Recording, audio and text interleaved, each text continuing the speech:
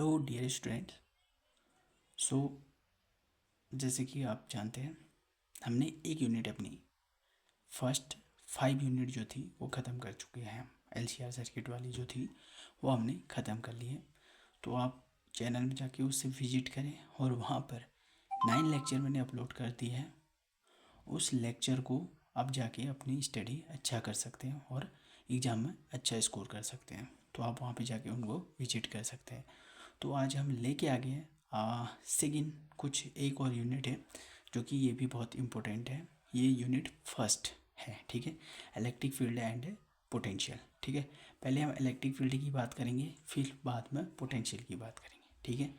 तो electric field, यहाँ पर इलेक्ट्रिक फील्ड के अंदर आएंगे कम से कम करीब करीब 6-7 लेक्चर आएंगे। फिर इलेक्ट्रिक पोटेंशियल के अंदर भी कुछ ऐसे ही लेक्चर आएंगे।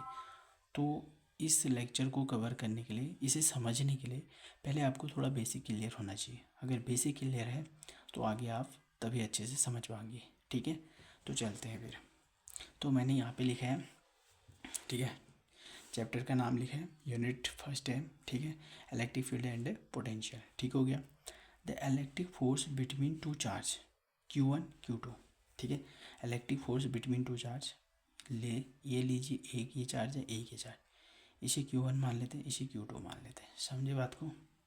ये क्या कर रहे हैं, the electric force between two charge Q1 Q2, ठीक है, have the distance between them, तो इनकी जो डिस्टेंस है बिटवीन दैम R है, ठीक है। ये distance between them are defined as, तो उसे हम कैसे डिफाइन करते हैं, उसे हम डिफाइन करते हैं कूलम्ब फोर्स। जो हमने कर रखा है वही है, थोड़ा देखो कर रखा है जो हमने ट्वेल्थ में इंटरमीडिएट क्लास में कर रखा है। तो क्या होता है, F is equal to Q1, F is equal to क्या होता है, F is equal to Q1 थोड़ी होता है, F is equal to 1/4 pi extra naught होता है, इंटू क्या होता है Q1 Q2 upon R square. ये तो होता है, ये तो कूलम्ब फोर्स है, ये तो है कूलम्ब फोर्स, ठीक है। ये देखो इस Q के कारण, देखिए ना, अब इसको अगर मैं समझाऊँ, कैसे समझाऊँगा, देखो इस Q के कारण, जो ये वाला Q है, देखो ना, इस Q के कारण, इस Q में, इधर वाला Q में, इस Q के कारण कितना फोर्स लग रहा है, इस Q के कारण जितना फोर्स इस Q में लगेगा और इस Q के कारण उतना फोर्स ही इसमें ही लगेगा, तभी क्या है, स्टेबल है। मतलब जितना फोर्स ये वाला Q लगाएगा इधर को, इतना ही फोर्स ये वाला Q2 भी इधर को लगाए। Q1 जितना फोर्स इधर को लगाएगा, Q2 भी उतना ही फोर्स इधर को लगेगा। तो दोनों का जो फोर्स है, इधर का जो फोर्स लगा रहा है और इधर का जो फोर्स है लगा रहा है, ठीक है। Q1 इधर से जो फोर्स लगा रहा है, Q2 जो इधर से फोर्स लगा रहा है, दोनों फोर्स क्या होंगे, इक्वल होंगे, बराबर होंगे, ठीक है। तो इसे हम आपको दिखाएंगे प्रूफ करके। तो पहले हम यहाँ पे, ये हो गया। अगर फ्री स्पेस की बात करें, ठीक है, F free space, free space की बात करें तो यहाँ पर क्या हो जाएगा, 1/4 पाई एक्स्ट्रा नॉट होता है, तो एक्स्ट्रा नॉट को नहीं लिखिए, वहाँ पे एक्स्ट्रा लिख दीजिए बस, Q1 Q2 upon R square हो जाता, ठीक है। ये फ्री स्पेस की बात होगी, ठीक है, ये फ्री स्पेस की बात होगी, कूलम्ब फोर्स, ठीक है, ये फोर्स है, ठीक है। अब देखो, अब मैंने कहा ना, इसको प्रूव करते हैं। इस Q के कारण इस Q में कितना फोर्स लगा, ठीक है, उसको हम कैसे दिखाएंगे आपको, वो देखिए, ठीक है। इस Q में, इस Q के कारण इस Q में कितना फोर्स लगा, ये नहीं देखना है हमें ये देखना है कि इधर से जो फोर्स लग रहा है, उधर से जो फोर्स लग रहा है, दोनों फोर्स क्या होंगे, इक्वल होंगे। वो हम प्रूव करेंगे, कैसे करेंगे, देखो, ठीक है। और बना ले फिगर, देखो ये Q1 है, ये Q2 है, ठीक है, ये है, और इस तरह से इसकी डिस्टेंस R है, ठीक है। अब देखो हम लिख सकते हैं F12, F12, समझे बात को। F12 लिख दिया मैंने, F12 लिख दिया, फोर्स को नाम देते हैं F12, ठीक है। तो यहाँ पे लिख लेंगे 1/4 पाई एक्स्ट्रा नॉट इंटू, ठीक है, Q1 Q2 अपॉन R12 का क्या कर देंगे, स्क्वायर कर देंगे, इंटू R12 का कैप कर, ठीक है। तो ये हो गया एक। दूसरा कर दूँ मैं, F21 कर दूँ, ठीक है, F21 कर दूँगा तो कितना होगा, 1/4 पाई एक्स्ट्रा नॉट हो जाएगा, into Q1 Q2 upon R21 का स्क्वायर कर देंगे, इंटू R21 कैप कर देंगे, ठीक है। अब इधर से हम ये कह सकते हैं कि R12 जो है वो इक्वल टू R21 है। कह सकते नहीं कर सकते, वो देखो सेम ही तो आ रहे हैं, थोड़ा नंबर्स का डिफरेंट है। जैसे यहाँ A21 लिखा है तो यहाँ 2A1 लिखा है समझने के लिए, ठीक है। तो दोनों एक ही जैसे आ रहे हैं, तो इसका मतलब R21 और R12 इक्वल टू R21 है। मतलब जो फोर्स इधर से लग रहा है और जो फोर्स इधर से लग रहा है, दोनों फोर्स क्या है, बराबर है, ठीक है। ये प्रूव कर दिया हमने, तो ये हमारा प्रूफ हो गया। समझे बात को? इतनी बात क्लियर हुई, ठीक है। ये बातें क्लियर हुई तो अब एक चीज़ और चलते हैं, ठीक है, जो हम उसमें थोड़ा सा पॉइंट चार्ज को डिस्कस करते हैं, ठीक है। यहाँ पे लिखे हैं, ठीक है, ये पॉइंट चार्ज को, ठीक है, इसको डिस्कस कर लें। यहाँ पे लिखे हैं, देखो, electric field at a point is defined as electric force per unit charge, ठीक है। तो क्या लिखा है, इलेक्ट्रिक फोर्स ऑन, देखो ना मैंने यहाँ पे क्या बनाया, ये देखिए मैंने यहाँ पे बना दिया, एक फोर्स बना दिया। मान लेते हैं ये क्यू है, ठीक है, यहाँ पे ये मेरा क्यू है और यहाँ पे मैंने रखा क्यू रखा। अब इस क्यू के कारण, इस क्यू में, इस स्मॉल क्यू के कारण, इस स्मॉल क्यू के कारण इस कैपिटल क्यू में कितना फोर्स लगा, वो फोर्स हमें फाइंड करना है। उसी को हम क्या कहते हैं, पॉइंट चार्ज करते हैं, ठीक है। उसी को हम क्या कहते हैं, पॉइंट चार्ज करते हैं। इसे मान लेते हैं ए, इसे मान लेते हैं बी, ठीक है। यहाँ पे लिखा है देखो, electric force on charge Q, electric force on charge Q, ठीक है। Electric force on charge Q, इस चार्ज क्यू में electric force on charge Q, तो इस क्यू में बाय द चार्ज क्यू, ठीक है, इस क्यू के कारण कितना चार्ज लगेगा। समझ गई बात को? देखो और समझाओ, electric force on the charge Q by the charge Q, ठीक है। तो इस क्यू में, इस क्यू के कारण कितना चार्ज लगा, ठीक है, कितना फोर्स लगा, ठीक है। तो उसे हम कैसे दिखाएंगे, यहाँ पे देखिए, उसे दिखाना है कुछ नहीं है, सिंपल तो है। यहाँ पे लिख दो F इक्वल टू, वही तो है, F equal to 1/4 pi extra note कर दो, ठीक है। I extra note into force कितना, ये एक चार्ज, ये चार्ज, क्यू कितना है, अब यहाँ पे क्यू होता है ना, तो क्यू कर दो, ये वाला चार्ज हो जाएगा, अपॉन आर, आर क्या होगा, आर स्क्वायर हो जाएगा, इंटू आर कैप हो जाएगा, ठीक है। ये हो गया फोर्स, ये क्या हो गया, फोर्स हो गया, ठीक है। अब देखो, ठीक है। अब क्या करेंगे, हमारा ई इक्वल टू क्या होता है, ई इक्वल टू होता है एफ अपॉन क्यू होता है, ये तो आता है ई इक्वल टू। तो अगर मैं यहाँ पर ई लिख दूँ तो ये क्या हो जाएगा, एफ अपॉन क्यू हो जाएगा, होगा नहीं होगा बताओ, एफ अपॉन क्यू होगा, तो ये इतना आ जाएगा। तो इसको हम आगे लिखेंगे तो 1/4 pi extra naught, 1/4 pi extra naught into Q upon r, two का r square upon r cap हो जाएगा, ठीक है। ये हो गया इधर से इतना, ये हो गया E equal to F, upon Q, ठीक है, equal to 1/4 pi extra naught into Q upon are square into are cap, ठीक है। तो ये हो गया दूसरा पॉइंट चार्ज भी कहते हैं इसको, ठीक है। तो ये दो पॉइंट मैंने यहाँ पे क्लियर कर दी, कुछ ये थोड़ा बेसिक चीज़ है जो बता दिया अब मैंने, ठीक है। और कुछ चीज़ें आप और यहाँ पे जानना आपको ज़रूरी है, और बहुत नॉलेज वाली चीज़ें भी है, ठीक है, जो आपको हेल्प करेगा आगे के लेक्चर को अच्छे से बेटर समझने के लिए, ठीक है। तो एक पॉइंट और लिख लेते हैं, वो पॉइंट क्या था, इलेक्ट्रिक फील्ड, चलो मैं उस क्या था लिखा था, हाँ चलो, वो था इलेक्ट्रिक फील्ड पर। देखो अब electric field, ELECTRIC, electric field, FIELD, electric field for different bodies, ठीक है, फॉर DIFFERENT, डिफरेंट BODYES, ठीक है, electric field for a different bodies. अब देखो, अब हमारी जैसे मान लेते हैं ना, ये हमारी क्या जा रही है, ये मेरी इलेक्ट्रिक फील्ड गई, माइनस क्यू था, यहाँ पे क्यू चार्ज है, इधर से आगे को हमारी क्या गई, इलेक्ट्रिक फील्ड जा रही है, यहाँ से हमारी इलेक्ट्रिक फील्ड जा रही है, माइनस क्यू है, ये चार्ज यहाँ पे है, ठीक है, इलेक्ट्रिक फील्ड आगे को जा रही है। चलो मान लेते ये माइनस क्यू है, यहाँ पर एक दूसरा हमने चार्ज लिया, मान लेते क्यू लिया या माइनस क्यू, ठीक है, इधर से इधर तक की डिस्टेंस r थी, तो इधर से यहाँ को इलेक्ट्रिक फील्ड गया, आगे को क्या गया, इलेक्ट्रिक फील्ड गया। तो अब क्या करें, electric field for a different body, electric field से डिफरेंट बॉडीज़ का क्या होगा, इलेक्ट्रिक फील्ड क्या होगा कह रहे हैं। मान लेते मैंने 3 बॉडी ले ली, एक ये बॉडी ले लिया, एक ये बॉडी ले ली और एक ये बॉडी ली, ठीक है, ये 3 पॉइंट ले लिए, यहाँ पर हमने क्या ली, इलेक्ट्रिक बॉडी ले ली। इस पॉइंट का नाम देखो ना, इलेक्ट्रिक फील्ड से मैंने 3 बॉडी ली, एक का नाम लिख दिया मैंने Q1, दूसरे का नाम लिख दिया Q2 और तीसरे का नाम लिख दिया Q3। तो इधर से इधर तक की इसकी डिस्टेंस को मैंने मान लिया R1, और इधर से इधर तक की डिस्टेंस को इसको मान लिया R2, और इधर से इधर की डिस्टेंस को R3 मान लिया। अब देखो, अब हमें निकालना है इलेक्ट्रिक फील्ड, निकालना है डिफरेंट बॉडीज़ का। इलेक्ट्रिक फील्ड तो है, इन डिफरेंट बॉडीज़ का क्या होगा वो बताना है। तो हम कैसे निकालेंगे, E इक्वल टू क्या होता है हमारा 1/4πε0 इंटू क्या होता है dq/r², क्योंकि dq भी लिख सकते हैं हम, आगे बताऊंगा कैसे हुआ। तो dq/r², ठीक है,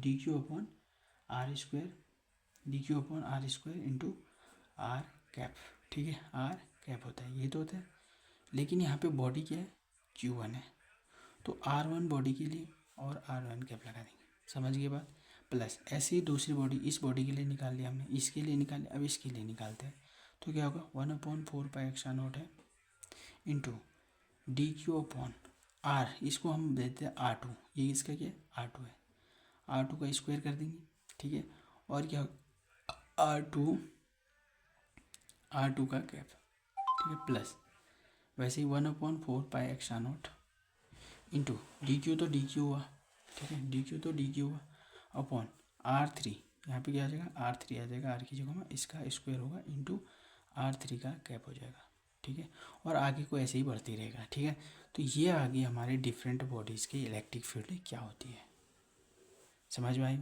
डिफरेंट बॉडीज़ की इलेक्ट्रिक फील्ड क्या होती है, ये हो गया। अब उसके बाद हम चलते हैं अगला पॉइंट में, ठीक है, अगले पॉइंट में चलते हैं, ठीक है। अब फॉर क्या करेंगे, for the case of linear charge, ठीक है, फॉर द केस ऑफ, देखो एक पॉइंट और नोटेट कर लो, for the case of, case of linear charge, linear charge के, अब for the case of linear charge, ठीक है।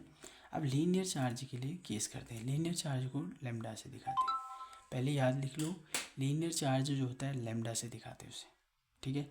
लीनियर चार्ज डेंसिटी, तो चार्ज कहाँ पे होगा, लीनियर चार्ज लाइन पे चार्ज डिस्ट्रीब्यूट होता है जिसमें, तो लीनियर चार्ज डेंसिटी, अगर लीनियर चार्ज कह रहा है तो लीनियर चार्ज डेंसिटी आएगी, क्या आएगी, LINER, linear, CHAR charge density आएगी, लीनियर चार्ज डेंसिटी आएगी। लीनियर चार्ज कह रहा है तो लीनियर चार्ज डेंसिटी आएगी, जो जिसे हम लैम्डा से दिखाते हैं, ठीक है। चलो मान लेते, पहले एक बॉडी बना लेते हैं, मान लेते हैं ये बॉडी हमारे पास, ये बॉडी है, इसके पास क्या है, लीनियर चार्ज है, डेंसिटी वाली बॉडी है कोई हमारी लीनियर चार्ज वाली। तो इधर से मैं एक पी पॉइंट पे कोई एक पी पॉइंट ले लेता हूँ, इस सेंटर से इस कुछ दूरी पे मैंने एक पी पॉइंट ले लिया, इस पी पॉइंट के कारण, समझ रहे हो बात को, इस पी पॉइंट के कारण इस लीनियर चार्ज बॉडी पे कितना इलेक्ट्रिक फील्ड होगा वो कैसे फाइंड करेंगे, समझिए बात।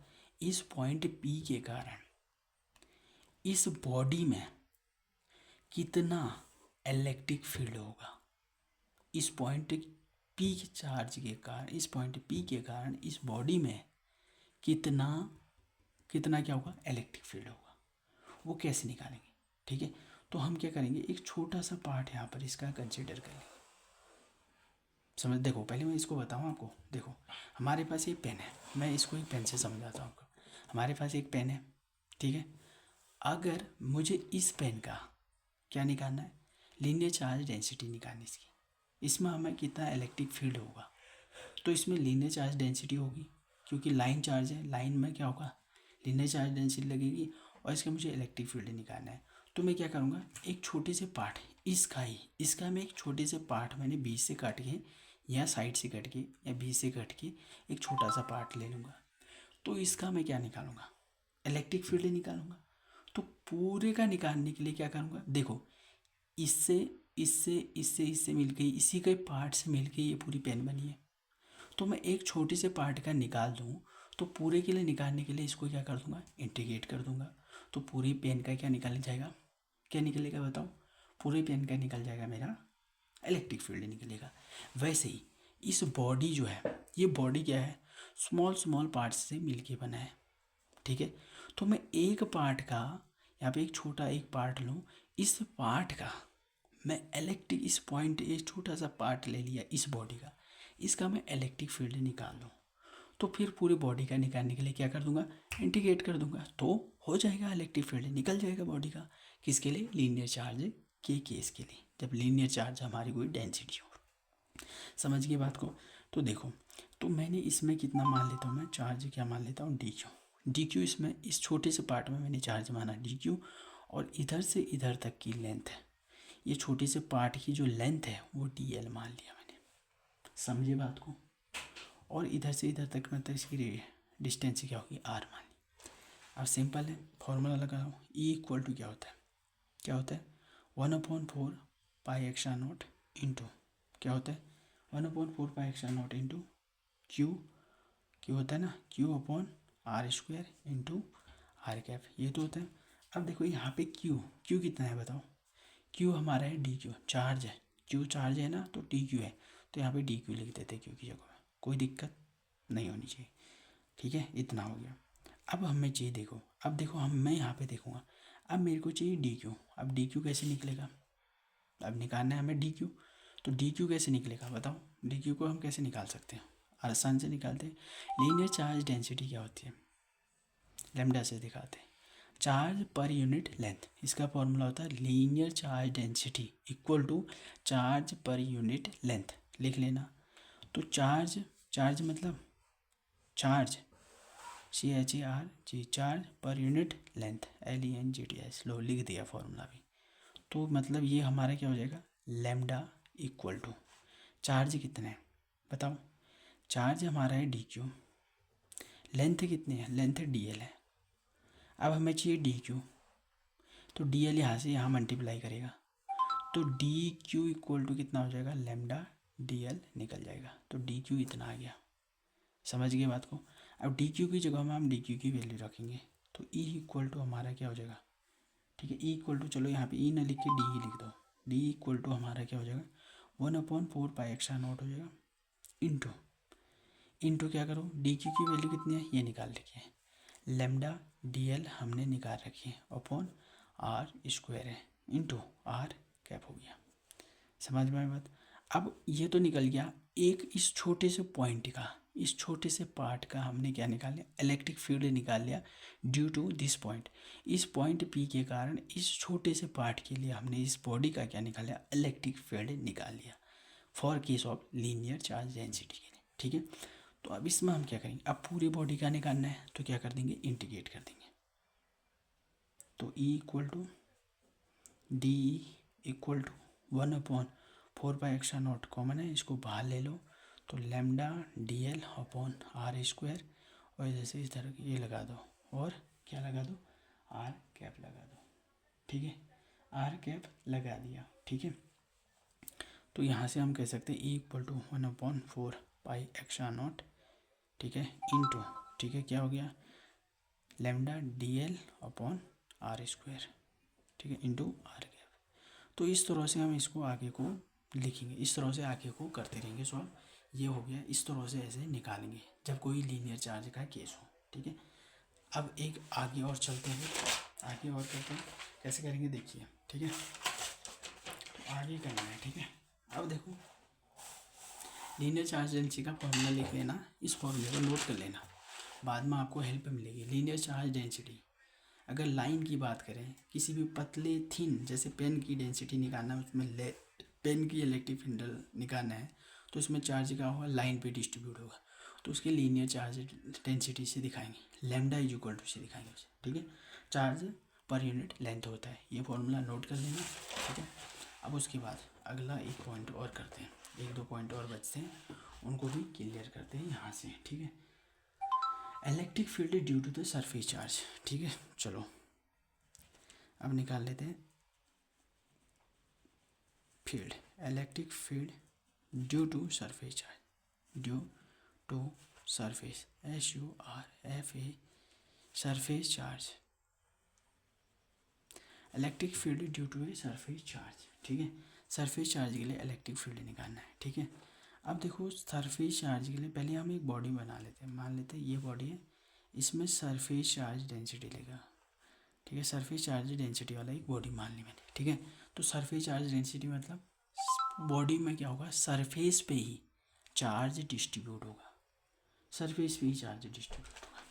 तो चलो यहाँ पे लिख लेते हैं SURFAC, surface, CHARG charge density, DNSITY, surface charge density को किससे दिखाते हैं, उसे हम दिखाते हैं सिग्मा से। लीनियर चार्ज डेंसिटी को किससे दिखाते हैं, लैम्डा से।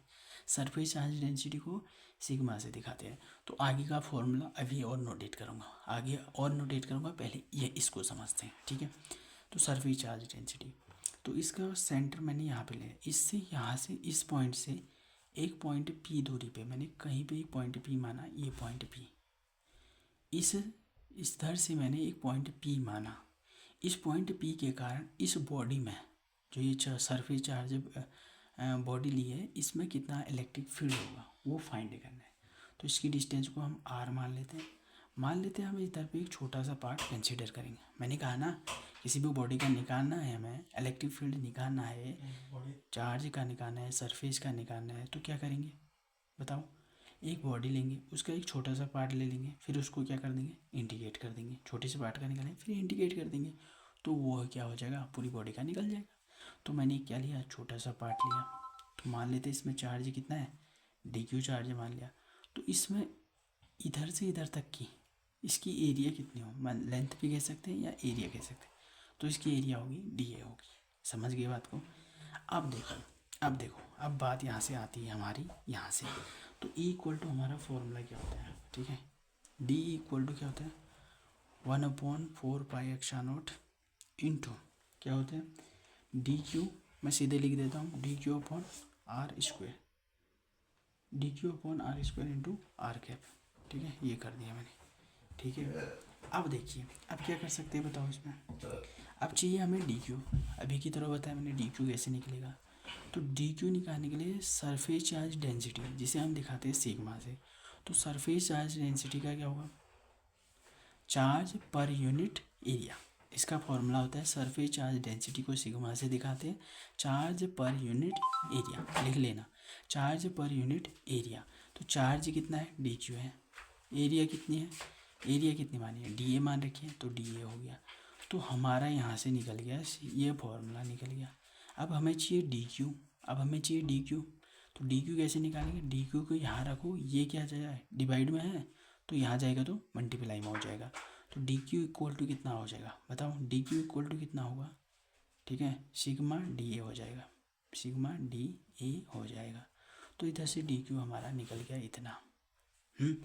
तो DQ इतना निकल गया, तो DQ की जगह में DQ की वैल्यू रखो, D इक्वल टू हमारा क्या हो जाएगा 1/4 पाई एक्सा नॉट, DQ की जगह में लिखो sigma DA upon R square into R cap लिख दो। ठीक हो गया। अब इधर से क्या लिख सकते हैं हम बताओ, अब इसका एक बॉडी के लिए निकल गया, इस छोटे से पार्ट के लिए निकाल दिया हमने, अब पूरे के लिए निकालने हैं तो इंटीग्रेट कर देंगे, तो कर दो E इक्वल टू हम करेंगे इसका इंटीग्रेट कर दो DE इक्वल टू, ठीक है, तो इक्वल टू 1/4 पाई एक्सा नॉट, यहाँ से क्या ले लो ये हो जाएगा, और sigma DA upon R square into R cap. ठीक है, इंटीग्रेट कर दिया। अब देखो E इक्वल टू, अब जो कांस्टेंट है उसको बाहर ले लो, 1/4 पाई एक्सा नॉट भी होगा ना, एक्सा नॉट को बाहर ले लो, अंदर क्या बचा sigma DA upon R square बच गया इंटू R कैप। ठीक है, ये निकल गया पूरी बॉडीज़ के लिए क्या, इस तरह से हम निकालेंगे पूरी बॉडी का क्या इलेक्ट्रिक फील्ड, पहले छोटे पार्ट का, एक छोटे से पार्ट का, फिर पूरी बॉडी का निकालेंगे, तो क्या करेंगे इंटीग्रेट कर देंगे, तो इस तरह से पूरी बॉडी का निकल जाएगा। ठीक है, अब एक लास्ट पॉइंट वो बचता है, उसे भी कवर कर देते हैं, फिर उसके बाद आपके कल से जो होंगे मोस्ट इम्पोर्टेंट डेरिवेशन यूज हो जाएंगे, मोस्ट डेरिवेशन कल के लेक्चर से स्टार्ट हो जाएंगे।